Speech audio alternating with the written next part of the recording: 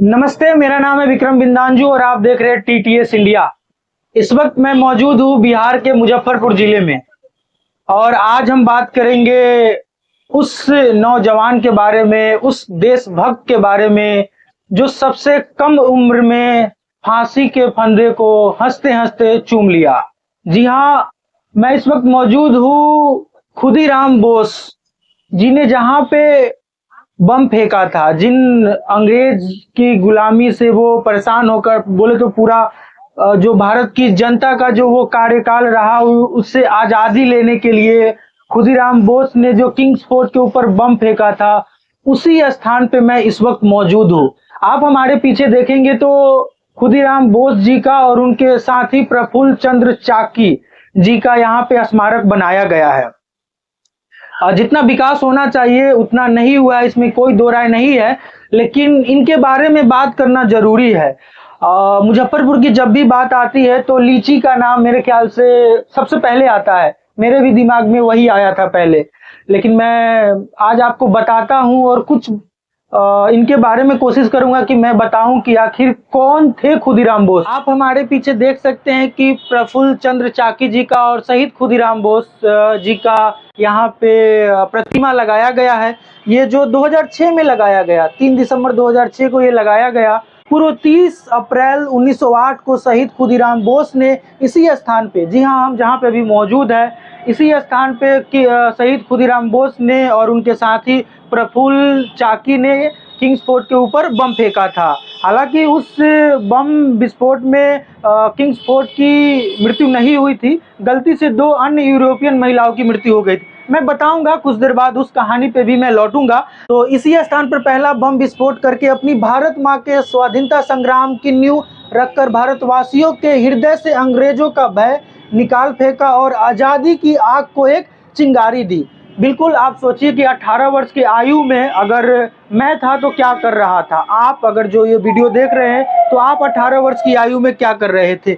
ये नौजवान मात्र 18 वर्ष की आयु में कहा जाता है कि ये 9वीं क्लास में जब थे तो इन्होंने भारत को आज़ादी दिलाने के लिए पढ़ाई छोड़ दी थी। ये जब क्लास 6 में थे तो इनके माता पिता का निधन हो गया था। तो मैं इन पे बात करता हूँ। मैं इनके ऊपर, इनका नाम जैसा कि आप सभी लोग जानते हैं कि खुदीराम बोस है, तो इनके नाम के पीछे भी बहुत दिलचस्प कहानी है कि खुदीराम बोस कैसे नाम इनका पड़ गया। तो इनके जो 2 भाई थे, इनके पहले उनका जन्म के दौरान ही आसपास निधन हो गया था। तो ये जहाँ से आते हैं, मिदनापुर से, बंगाल में इनका जन्म हुआ। तो वहाँ पे एक टोटका हुआ करता था कि 3 मुट्ठी चावल से बहन को बेच देना, भाई को बहन से बेच देना। तो खुदीराम बोस के माता पिता ने खुदीराम बोस जी को 3 मुट्ठी चावल में अपनी बहन से बेच दिया। तो वहाँ के स्थानीय, मिदनापुर में स्थानीय भाषा में चावल को खुदी कहा जाता है।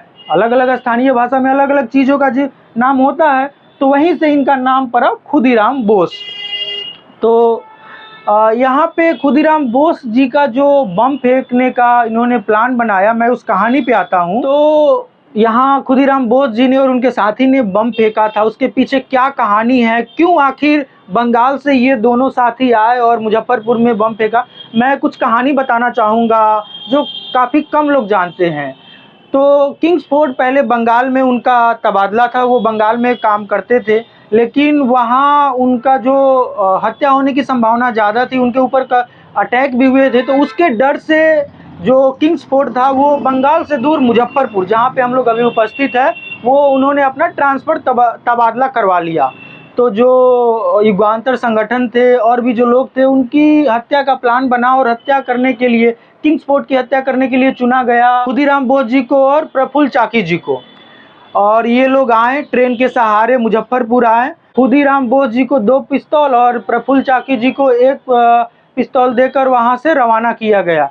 ये लोग 18 अप्रैल 1908 को मुजफ्फरपुर के मोती झील में एक आश्रम में ठहरे। वो भी आश्रम कहा जाता है कि बंगाली का था, इसलिए कि शक ना हो, क्योंकि ये यहाँ पे आए थे किंग्स फोर्ट की हत्या करने, दोनों लोग। 18 अप्रैल 1908 को ये लोग मुजफ्फरपुर के मोती झील पहुँचते हैं बंगाल से और एक आश्रम में रुकते हैं।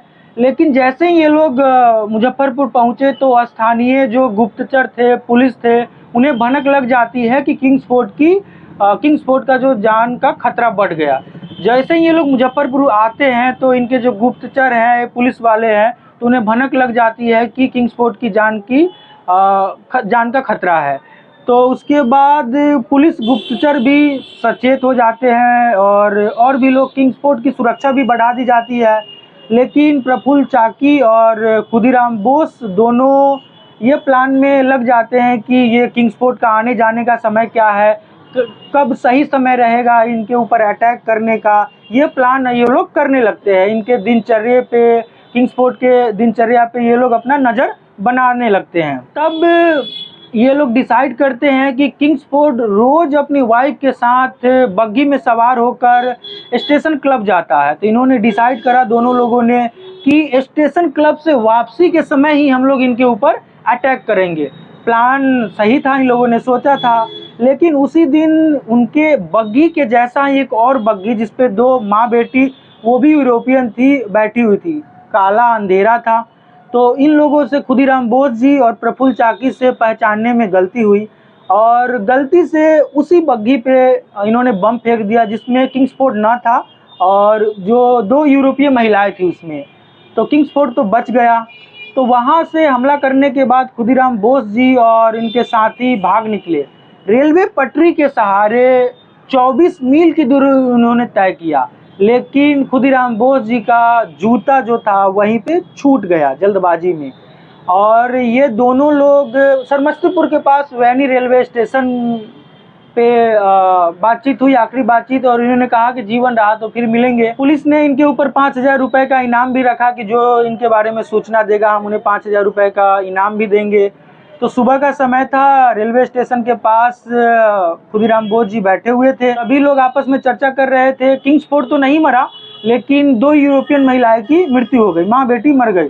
तभी अचानक खुदीराम बोस को झटका लगा और एकाएक निकल गया, तो क्या किंग्सफोर्ड नहीं मरा?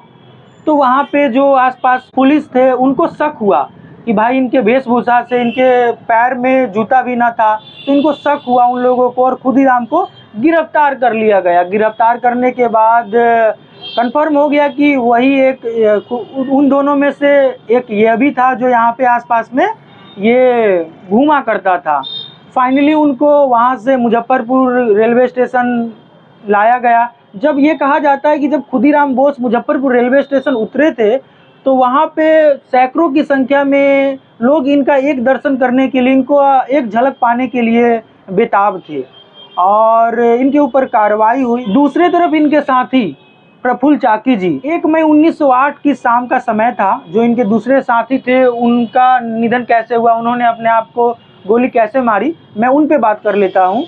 तो 1 मई 1908 की शाम सब इंस्पेक्टर नंदलाल ट्रेन के द्वारा जा रहे थे। तो समस्तीपुर रेलवे स्टेशन पर इनकी नज़र एक नया पोशाक पहने हुए एक युवक पर पड़ा और जो नंदलाल था उस लड़के के वेशभूषा से नंदलाल को शक हुआ। तो समस्तीपुर में जिस डब्बे में लड़का वो था, यानी प्रफुल्ल चाकी जिस डब्बे में थे, वहाँ पे जाकर बातचीत किया तो उसे शक हुआ, उनके भाषा से शक हुआ। तो फिर वो प्रफुल्ल चाकी जी दूसरे डब्बे में चले गए, शक और गहरा हो गया। तो फिर मोकामा में फाइनली ये शक कंफर्म हो गया कि वही है। शक के आधार पे उन्हें गिरफ्तार किया गया।